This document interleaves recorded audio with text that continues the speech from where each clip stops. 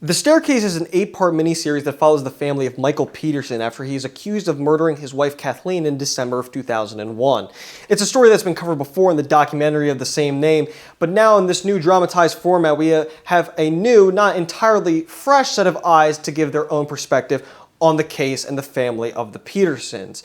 It's a series where you feel as though you see more good qualities than bad ones, but the balance is very, very specific. It's a narrow race between the good and the bad. Yes, The Staircase is probably worth your watch, especially if you're a fan of true crime, but it's ultimately a very frustrating and unpleasant experience for much of the runtime. Your enjoyment of The Staircase is going to be very reliant on whether or not you jive with the 4 children of the series. Yes, Michael may be the crux of this 8-part miniseries, but it's still a series that is very much an ensemble piece that analyzes the many moving parts to the Peterson family.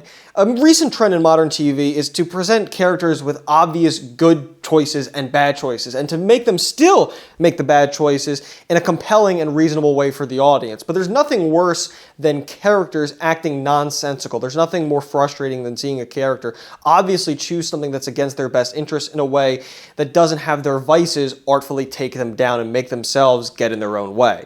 The Peterson family is not the Roy family. This is not a show with characters that have finely tuned motivations that ultimately make their horrible, devilish decisions feel sensible. No, and we don't get to see even a redeeming side of any of the children either. They ultimately are so intensely stupid and shallow in the decisions they make, so selfish and apathetic to the people around them, that it becomes an unlikable experience watching them week in and week out. They're not fun to be around. You're not enjoying the time you spend with them, and the decisions that they make in hurting themselves or others are just not especially compelling. The argument could be brought up that the writers are fine-tuning, they're sprucing up the motivations, the things that the characters did to each other for the sake of making the drama more enticing to watch, but that even worsens it because not only are you being hyperbolic and partially untruthful to the events that happen and exaggerating the characteristics, the decisions that these characters, these real people made, but you're also not doing it in a very interesting way that is ultimately far less steep than the ensemble families that we've seen in the past decade of TV.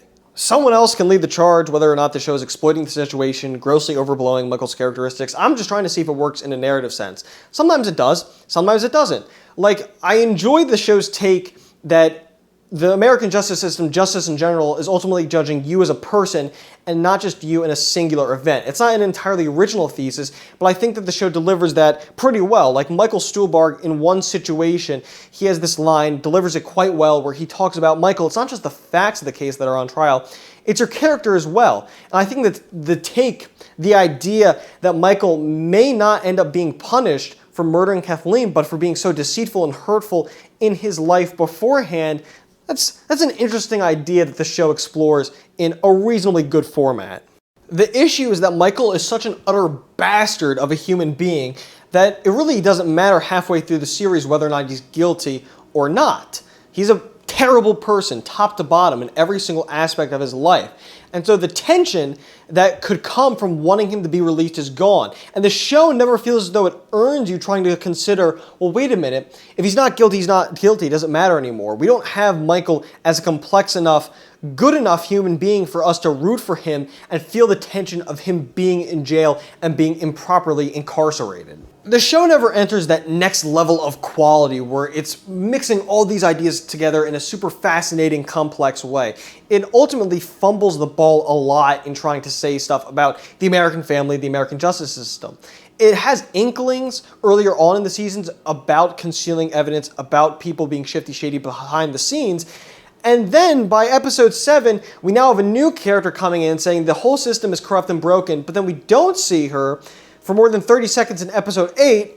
It's the final episode in the season, and so now you have a seriously underbaked idea that's condemning the entirety of the American justice system. The show commonly structures itself in an asinine, vexing format, like in the way how it introduces this integral character to its broader thesis in episode 7 of an 8-part miniseries. It doesn't make any sense, nor does it make sense that an entire episode could really be moved from the equation and doesn't mean much at all. It's the introduction of the owl theory, and you could really just get 2 or 3 spark notes from the episode and be completely satisfied. And in an 8-part miniseries, it's just intolerable to have so much of an episode be dominated by filler and nonsense.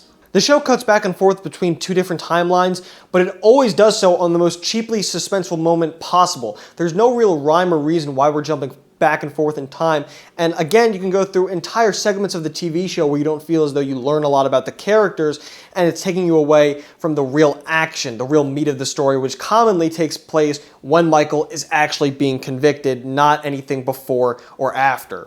And I just have personal qualms with the show. I cannot fucking stand the way it uses music over violence and trying to show some dichotomy between human situations like you would get in Scorsese or Tarantino. It is so fucking derivative of the scenes that they do. The use of the Bee Gees' I Started a Joke, first off, has absolutely no place in the scene it is used in, and ultimately just denigrates that song to such a degree. It is maybe my least favorite needle drop that I've ever seen, and definitely the worst scene I have witnessed in a show or movie this year. And in the same vein, the way that we have these moments between the Peterson family, how they talk to each other, and the lessons they learn, it is almost as though the show is trying to apply these lessons to a greater sense of America, the nuclear family, the problems they face. But the Petersons are such an outlier, such unbelievably specific, horrible people to each other that it doesn't feel like it can be applied or tried across America in a widespread format at all, which is the exact opposite of something like Gone Girl, where the marriage problems there feel so relevant and true to life. And again, just though even the way it looks like Fincher feels as though it's trying to replicate something else, but ultimately is not that. The Staircase is good true crime disguised as great true crime. It aspires to be something more, but ultimately has to settle for just being flat out good. Because there are good things here. The story itself is ultimately interesting enough where you at some point just have to give in and engage with the source material. You have to engage with the multiple theories and make up your own mind about Michael. And like with any true crime series, any true crime story, that is a very fun thing to do. That's why people like true crime in the first place, to make up their own minds about the justice, the right and wrong that a character may or may not commit. That's an interesting part of true crime. And beyond that, the performances are very good. We have some top-billed actors here. Toni Collette doesn't do anything, exceptional because she's done this before, this distressed mother, but she's, of course, very good. Colin Firth is quite remarkable here in playing such a despicable character so well.